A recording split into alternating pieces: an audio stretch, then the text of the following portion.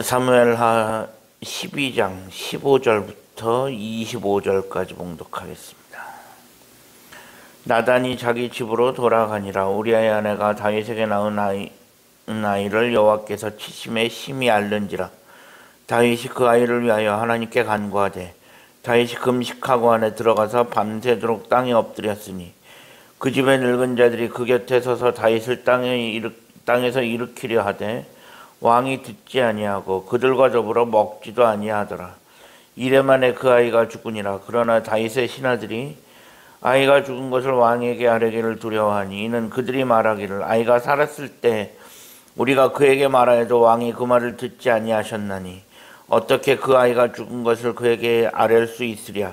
왕이 상심하시리로다 함이라. 다윗이 그의 신하들이 서로 수군거리는 것을 보고 그 아이가 죽은 줄을 다윗이 깨닫고 그의 신하들에게 묻되 아이가 죽었느냐 하니 대답하되 죽었나이다 하는지라. 다윗이 땅에서 일어나 몸을 씻고 기름을 바르고 의복을 갈아입고 여호와의 전에 들어가서 경배하고 왕궁으로 돌아와 명령하여 음식을 그 앞에 차리게 하고 먹은지라. 그의 신하들이 그에게 이르되 아이가 살았을 때는 그를 위하여 금식하고 우시더니 죽은 후에는 일어나서 잡수시니 일이 어찌 됨이니까 하니 이르되 아이가 살았을 때 내가 금식하고 온 것은 혹시 여호와께서 나를 불쌍히 여기서 아이를 살려주실는지 누가 알까 생각함이거니와 지금은 죽었으니 내가 어찌 금식하려. 내가 다시 돌아오게 할 수 있느냐. 나는 그에게로 가려니와 그는 내게로 돌아오지 아니하리라 하니라. 다윗이 그의 아내 밧세바를 위로하고 그에게 들어가 그와 동침하였더니 그가 아들을 낳음에 그의 이름을 솔로몬이라 하니라. 여호와께서 그를 사랑하사 선지자 나단을 보내 그의 이름을 여디디아라 하시니 이는 여호와께서 사랑하셨기 때문이더라. 아멘.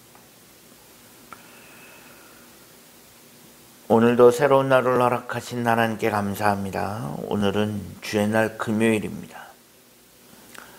오늘 본문은 나단 선지자가 다윗을 책망한 후에 그를 떠나고 나단 선지자가 이야기한 대로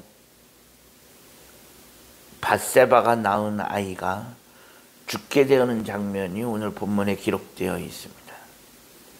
하나님께서는 나단 선지자를 통해서 밧세바가 낳은 아이가 죽게 될 것이다라는 심판의 메시지를 다윗에게 전달하십니다. 그리고 오늘 본문은 하나님께서 말씀하신 그 심판의 메시지가 이루어지는 장면입니다. 다윗은 밧세바가 낳은 아이가 사경을 헤맨다라는 이야기를 듣자 식음을 전폐하고 하나님 앞에 간절하게 기도하기 시작합니다. 다윗 주변에서는 이러다가 다윗도 몸져 눕게 될까 봐 걱정을 하고 다윗을 일으키려고 합니다. 하지만 다윗은 꼼짝하지 않았습니다. 하지만 다윗의 간절한 기도에도 불구하고 그 아이는 7일 만에 숨을 거두게 됩니다. 아이가 죽자 다윗 주변의 신하들은 다윗의 아이가 죽었다는 이야기를 차마 하지 못합니다. 아이가 살아있을 때 그렇게 간절하게 식음을 전폐하며 금식하면서 아이를 위해 기도했던 다윗의 모습을 알기에 아이가 죽었다라는 이야기를 들으면 다윗이 얼마나 상심할까. 그것으로 인하여 또 다윗이 충격을 받아 쓰러지진 않을까.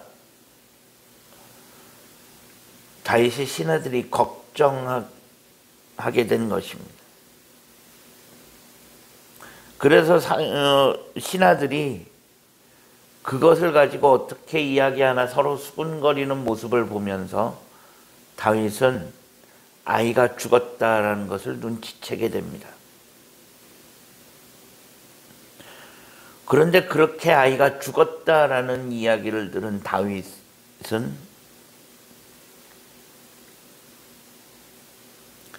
그 자리에서 아무런 일도 없었다는 듯이 툭툭 털고 일어납니다.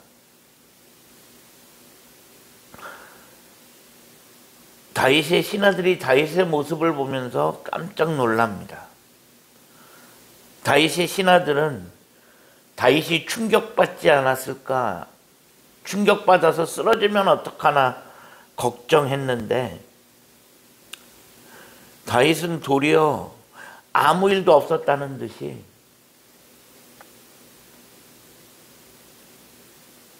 자리를 털고 일어나서 목욕제게하고 몸에 기름을 바르고 하나님께 제사드리고, 그리고는 음식 가져오라고 해서 그 자리에서 음식을 먹기 시작했습니다.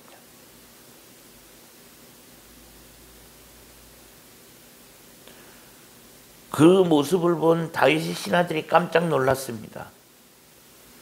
자신들이 예상한 반응과 너무 달랐기 때문입니다. 다윗이 신하들한테 이야기합니다. 아이가 살았을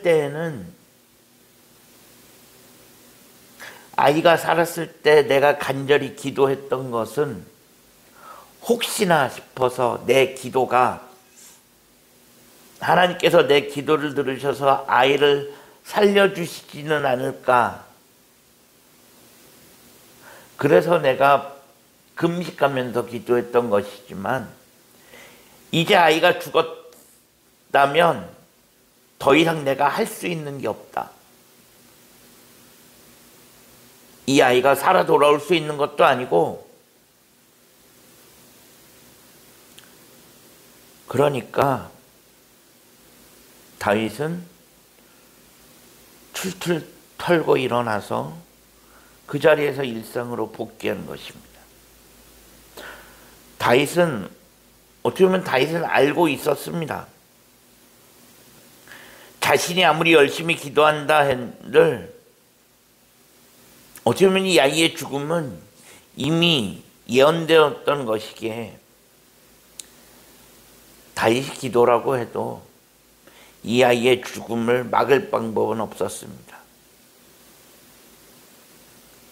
다윗이 아무리 식음을 전폐하며 금식하여 기도한다 해도 예정되어 있는 하나님의 심판을 되돌릴 방법은 없는 것입니다.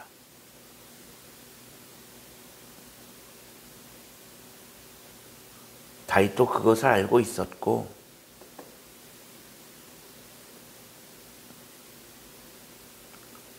그래서 아이가 죽자 다윗은 도리어 아무 일도 없었다는 듯이 자리를 털고 일어나서 빠르게 일상으로 복귀합니다. 이러한 다윗의 모습을 보면서 어떻게 사람이 이럴 수가 있을까? 자식이 죽었는데 아비가 어떻게 이럴 수 있을까? 이야기합니다. 다윗의 이러한 일련의 행동은 하나님에 대한 온전한 믿음과 하나님이 하시는 일에 대한 전적인 수용을 의미합니다. 하나님이 결정하시고 행하신 것에 대한 전적인 수용입니다. 그것은 내가 어떻게 되돌리거나 어떻게 할 수 있는 방법이 아니라 내가 받아들이는 것 외에는 할 수 있는 게 없다는 것을 다윗은 알고 있었기 때문입니다. 아이가 살아있을 때에는 약간의 기회라도 있다면,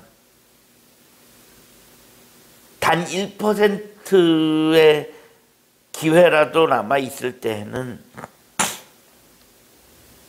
최선을 다해 하나님께 매달리고 기도해야 하지만, 아이가 죽은 후에, 일이 끝난 후에는